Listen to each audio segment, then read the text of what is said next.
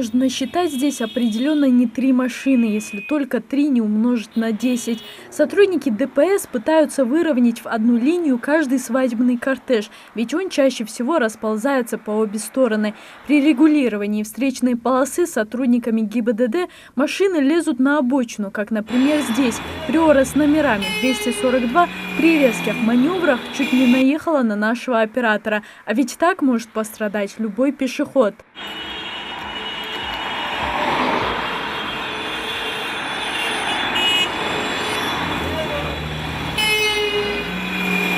Строгое регулирование свадебных процессов началось несколько недель назад по поручению главы республики. Сотрудники ГИБДД занимают такие места, где чаще всего участники свадебных кортежей разгоняются наперекор всем правилам ПДД, да и законам физики. В таких случаях нарушители рискуют пропустить все праздничное торжество.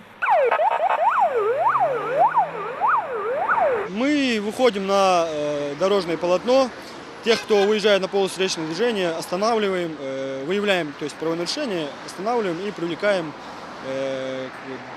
к административной ответственности. Случается и так, что к кортежу примыкают посторонние автолюбители, так сказать, искатели приключений на свою чужую голову.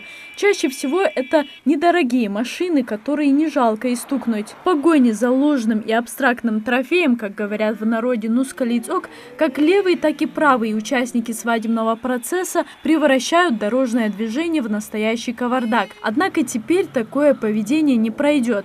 В последнее время, после того, как начались вот эти рейдовые мероприятия постоянно, на дорогах стало более спокойнее и порядок соблюдается.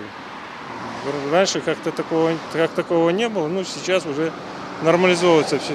Люди начали понимать, что необходимо соблюдать правила дорожного движения и не мешать другим участникам дорожного движения.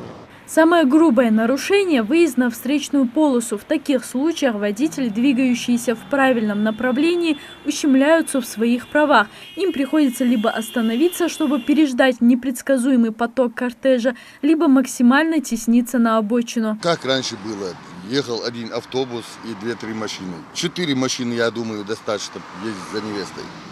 4 машины. Старики за невестой, которые едут.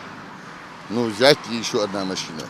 Невесту можно сопровождать шумно и весело, но при этом не угрожая жизни как своей, так и окружающих.